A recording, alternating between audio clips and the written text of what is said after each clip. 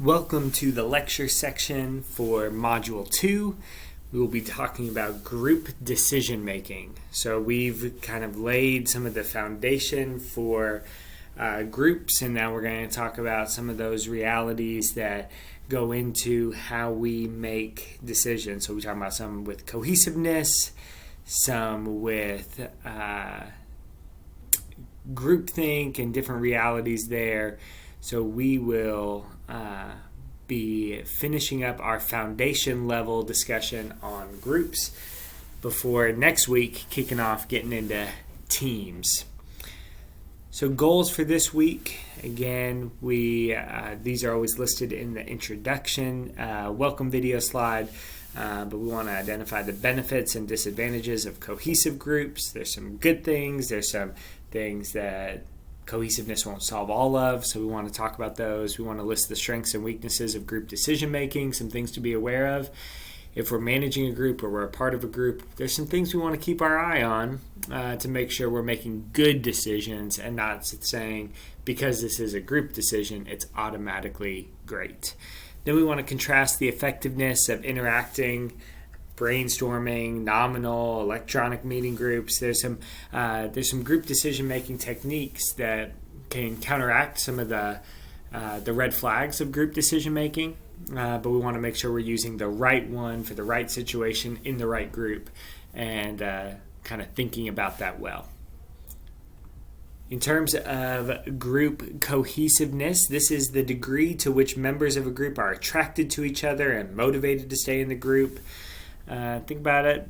When you're in a group and you just really like the people in the group, you get along with them well, you love going to the meetings, you have really high group cohesiveness. When there's a group that you just dread going to the meetings, you dread getting together, there's not a single person in that group that you would want to spend a lick of time with outside of work. That has low group cohesiveness. Especially when that's the sentiment across the group as a whole and not just you individually. So group cohesiveness is really important because it's related to the group's productivity. It's not the only factor, but it is a factor that goes into kind of the secret sauce of a group being highly productive and meeting their goals. So it's one thing we want to be aware of to cultivate, knowing it won't solve every issue, but it is part of the formula to really do well. So here's a chart about performance norms and cohesiveness.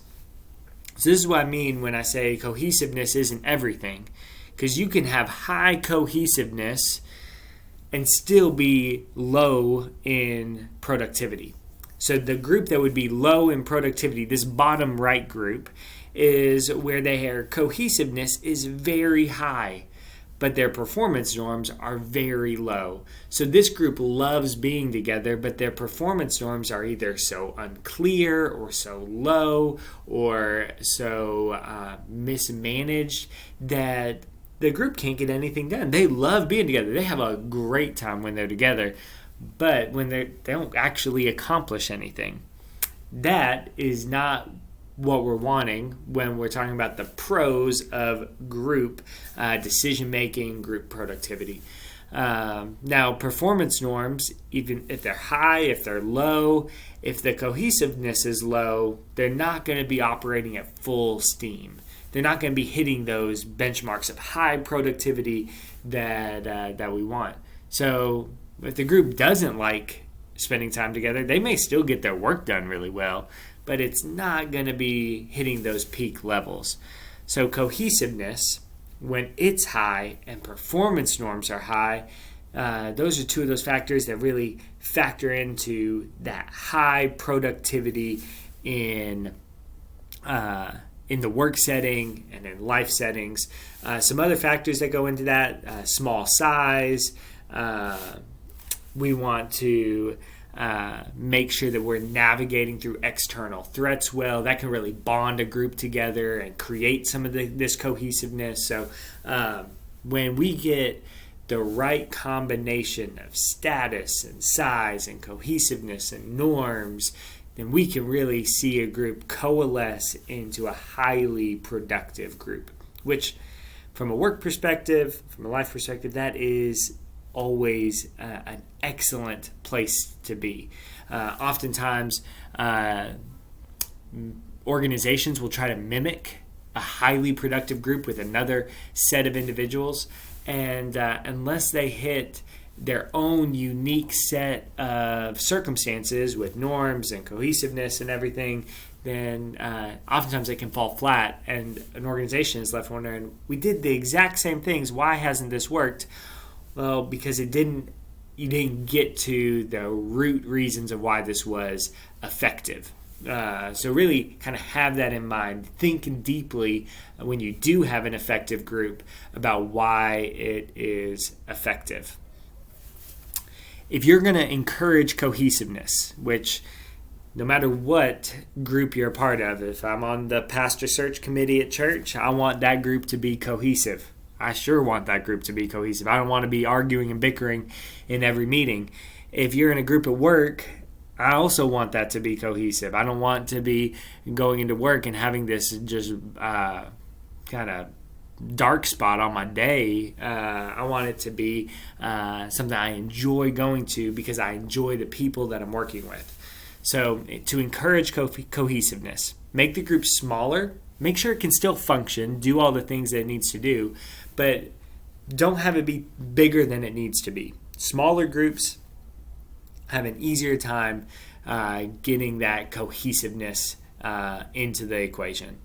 Encourage agreement with group goals. Make sure those are always before the group, and encourage folks to really be striving to accomplish those group goals. That can really be a cause to rally around as a group. From the Hawthorne studies, these next two, when we increase the time spent together or increase the status and perceived difficulty of group membership, when people spend a lot of time together and when they are made to feel special about being a part of this particular group, that can really encourage cohesiveness. It feels like we are in this together and we are doing good work. Those are some good things to have in the background of group members feeling those things.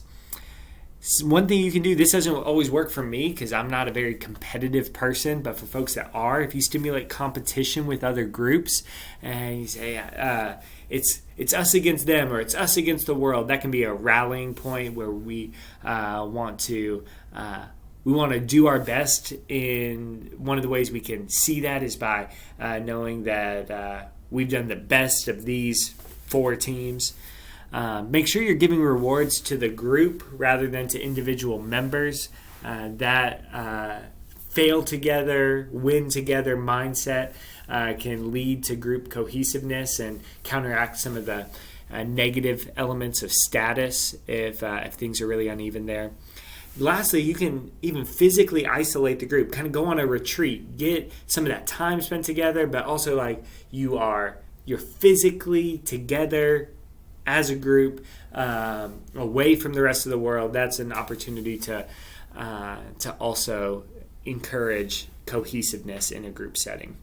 So once this is all established and you have a group that's highly functional and it is kind of operating on all cylinders, the group is going to start to make decisions. And so what are the strengths and weaknesses of a group decision-making versus individual decision-making? Group decision-making, you're going to generate more complete information and knowledge. It's just going to be better and more robust when the group's making the decision. There's going to be a diversity of views. People are coming at everything from a different viewpoint, and that kind of can poke holes in something we thought we had down, but we need to do more work on, and really make the decision stronger from that standpoint. And then there's an increased acceptance of a solution. Everybody in that group's going to accept the solution, but also it just lands better with other people outside the group when it's coming from a group setting versus an individual. We see that at church a lot. When a decision or recommendation comes from a committee versus an individual, that oftentimes just lands a little bit better for the group. There are also weaknesses. There's conformity pressure. So if there's somebody that is in the group and they don't really agree, but they're shy. They may have a tendency to conform just to not draw attention to themselves. Discussions can be dominated by one or a few members. So if you have a really strong personality in the group, they can dominate that discussion and you can miss out on some of the needed diverse viewpoints to make your decision making strong. And then if the group decision is just a complete failure, there can be this ambiguous responsibility. There's nowhere where the buck stops for that decision if it is a group decision versus coming from an individual. These things on group decision making also kind of tie into some of the effectiveness and efficiency. We want to be both effective and efficient in the things that we do. And so just when we compare group decision making to individual decision making in terms of accuracy, it's usually better than the average of those group members in terms of accuracy. It will usually be less accurate than the most accurate member. So the individual that would just make the best decision by themselves, the group can kind of bring that accuracy down a couple pegs, but overall, across the whole board, it's going to be better than the average for the group. In terms of speed, it's going to be slower than individuals. Individuals can think in their heads and usually make decisions much faster. But in terms of creativity, it's going to be much higher in group decision-making than in individual decision-making. That comes from that diversity of viewpoints. In terms of the degree of acceptance, that's what we talked about earlier, both inside the group and outside the group. When it comes from a group, that's just going to be more widely accepted than decisions that come from individuals. In terms of efficiency, groups are generally less efficient than individuals unless they are making a decision that just by its very nature requires a large diversity of viewpoints. A group kind of has that built in where individuals will have to go and kind of seek those out. So that can kind of make the individual less efficient in that setting. Then in terms of group decision making, we land on this topic of groupthink. So what is groupthink? That's when familiarity, cohesiveness, and status all kind of coalesce together to blind group members to the weaknesses of group decision making, and then they ignore its usual strengths. So there's a veil that kind of drops over the group decision making process. And so in practice, they may think they're making group decisions, but in reality, the group is making a decision that's similar to one ultra-strong and unopposable individual. Like somebody that has so much status and so much strength in the group that they're just, how do you oppose that particular decision? So we're going to see kind of how groupthink comes together, but know that it is so often just a disaster. I apologize on this slide. I see one typo there where I used "and" instead of "a." I hate it when I see typos. I'll get that corrected before our next time using these slides. But on this, groupthink just has disastrous consequences. So realities of groupthink. There are symptoms where group members will rationalize any resistance to their assumptions. So within this, group members are saying, "Oh, they don't know what they're talking about. No, we've done our due diligence. We know what the right decision is here." So group members rationalize any resistance there.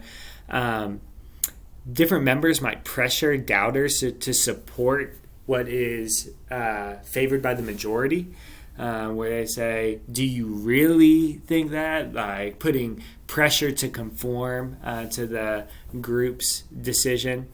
That can force doubters to keep silent about any misgivings and to minimize their importance. And then when doubters keep silent, the other group members interpret that as a yes, that they're in favor of a vote for the majority. So we're going to pause there. We'll come back and finish up this slide when we talk about groups in the danger zone. But for now, I want you to watch a video and look at some symptoms of groupthink, and then we'll come back together to discuss more on group decision.